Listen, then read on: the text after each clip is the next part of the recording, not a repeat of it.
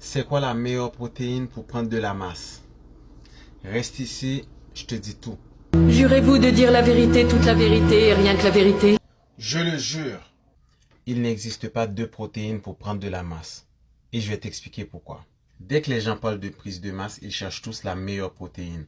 Whey, isolate, végétale, protéine animale, ils rentrent même le gainer. Mais la vérité, c'est que la protéine seule ne fait pas prendre du muscle. Parce que la prise de masse ne commence pas avec une poudre. Ça commence avec quelque chose que presque personne ne fait. Connaître son métabolisme de base. Ton métabolisme de base, c'est le nombre de calories que ton corps brûle juste pour fonctionner. Si tu ne connais pas ce chiffre, tu ne sauras pas combien manger. Si tu ne sais pas combien manger, aucune protéine ne peut faire le travail à ta place. Pour prendre de la masse, il faut créer un surplus calorique. Ça, c'est inévitable. C'est-à-dire de manger plus que ce que ton corps dépense. La protéine sert à construire et à réparer le muscle. Oui, je suis tout à fait d'accord.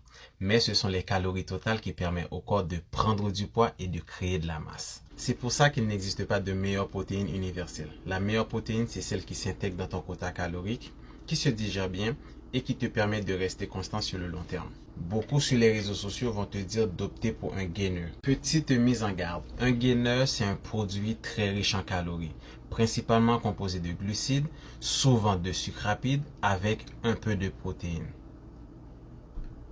Le problème, c'est que la majorité des gainers sur le marché sont très riches en sucre, peu rassasiants et peuvent facilement favoriser la prise de gras plutôt que du muscle. Qu'est-ce qu'il dit, lui? Moi, j'utilise un gainer, ça marche très bien et j'ai pris du poids. Effectivement, donner beaucoup de sucre au corps peut faire prendre du poids, mais à long terme, surtout dans une époque où on est presque tous sédentaires.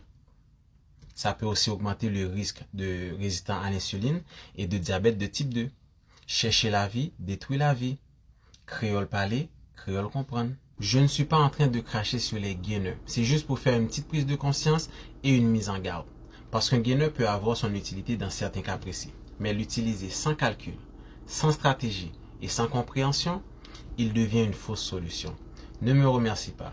Je suis là pour le peuple et avec le peuple.